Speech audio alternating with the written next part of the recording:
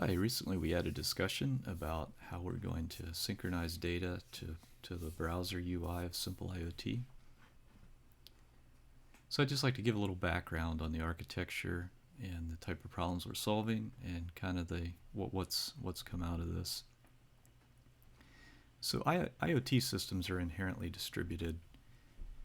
So you typically have devices at the edge. They may be equipment or gateways. And these typically talk to an upstream server. This can be in the cloud or an on-premise device. And then you may have a lot of these edge systems connected to your upstream. You may have communication between edge devices. And all this data needs to be in real time. And that's the way IoT systems are inherently real-time systems where data is continuously flowing, values are being updated, and then the system needs to respond to these changes. So you could have a sensor value changing on this device that's triggering a rule that runs on this other edge device. So this is the type of data flow we deal with and the problems we're trying to solve. And the technology that works very well at addressing these problems is a message bus, and we've chosen NATs. So a message bus keeps a persistent connection. So you have a persistent connection between this edge device and your upstream cloud, and also this edge device. And that way, when anything happens, the data is immediately transferred. There's no delay, there's no polling, and things just happen. So this is the infrastructure we have on the back end, if you will, to move data around, to store it, and to respond to it. So now we need to talk about the user interface, and this is typically a web browser, and it can be on a phone or a computer. And it's natural to think of this as just another distributed node, or another node in this distributed system. And if we continue that analogy, then UI elements in the browser, you want them to update in real time as well.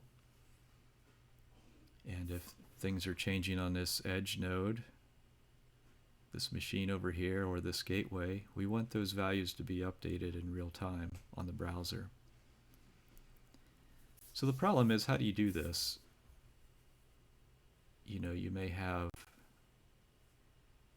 eventually thousands and thousands of edge devices, and you can't replicate the data set of every one of those devices in your browser. You have to figure out how to display some subset. So the way we've approached this is we store our configuration. Let's see if I can find a graph of this. Yeah, we store our configuration as a tree, and then the cloud instance would have the upstream instance would have the total aggregate of all the data, and then your devices at the edge, whether it be a browser or equipment, would have a subset of that tree. And this graphic kind of illustrates that. So again, if we're in a browser, how do we display a subset of this data? In the past, with web technologies, you often have pagination and different techniques where you load a small subset to start, and then as you scroll, you keep loading. And we can certainly do that with this. But there's another way to do this. A tree naturally organizes and segregates your data. So I'll just show you an example. This is an R&D instance we're running in the cloud. We have a number of devices connecting to it. Some of them are IoT type devices, other are infrastructure, servers and different things. So as an example, these are a number of servers we manage, and this is just metrics on different things. So the way we organize this is each organization or concern is in a group. So under Beck, I have a number of servers we manage.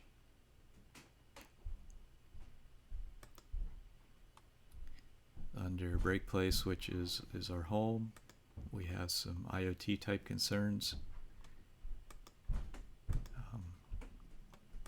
So the idea, one idea to solve this is when you first load the portal, it only loads one node.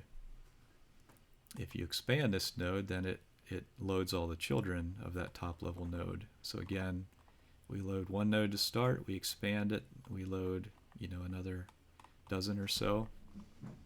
If we're interested in this group, we expand that, we load another dozen or so nodes. As we come down through, if we want to look at this Shelly device, we expand that, adds another dozen or so nodes. So if things are organized in groups, we naturally segregate our data, and if we load on demand as we drill further into the tree, that gives us a very natural and easy way to load on demand the nodes that the viewer is interested in looking at. So notice I've not expanded this ACF node or this op node or this yo node. These are different groups, they could have dozens and dozens of subnodes and hundreds and maybe even thousands of nodes if we keep drilling in.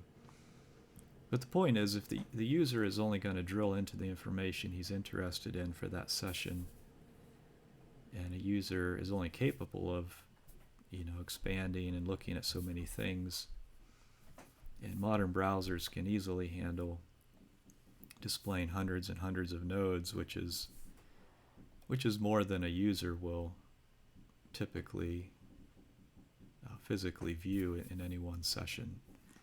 So anyway, that's my vision for how we can load a subset of the data, and it's a very natural migration. You can start out loading everything, and at some point you can